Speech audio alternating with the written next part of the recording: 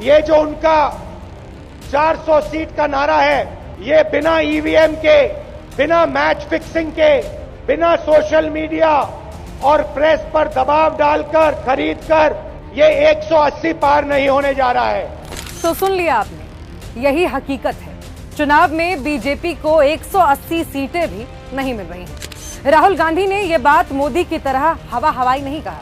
यह आंकड़ा बीजेपी के एक इंटरनल सर्वे के बाद सामने आया है। वो सर्वे हम आपके सामने स्क्रीन पर रख रहे हैं। बीजेपी के एक केंद्रीय मंत्री और मोदी के करीबी नेता ने यह बात कबूल की है, लेकिन शर्त रखी है कि नाम का खुलासा नहीं होना चाहिए। उनका पूरा सम्मान रखा जाएगा। हम उन मंत्री जी की पहचान भी गुप्त रखेंगे। तो हुआ कुछ यूं कि बीजेपी ने साल 2024 चुनाव की तैयारियों में जाने से पहले एक इंटरनल सर्वे कराया कि आखिर पता तो चले सीटें कितनी आ रही हैं।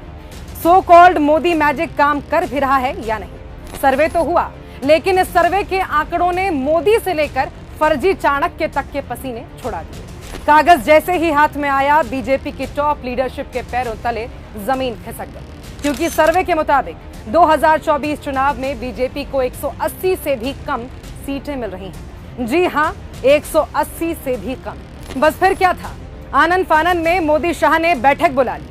साफ और कड़े शब्दों में कहा कि किसी भी हाल में सर्वे की रिपोर्ट लीक नहीं होनी चाहिए। लेकिन इंटरनेट की दुनिया में कहां कोई बात छुपी रहती है। अब प्लानिंग हुई कि जनता के बीच नैरेटिव सेट करने की, तो ये जिम्मेदारी मोदी जी ने खुद उठाई और हर मंच से कहने लगे कि इस बार बीजेपी 400 पार सीटें जीते। हर नेता कार्यकर्ता को 400 का ये सबक याद रखने की सख्त नसीहत भी दी गई। लेकिन बीजेपी की हालत क्या है, वो ये सर्वे बता रहा है।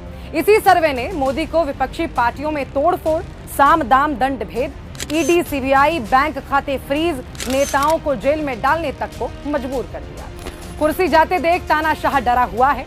अपने कुकर्मों को याद कर वो ये सोच रहा है कि सरकार बदलने वाली है, अब मेरा क्या होगा।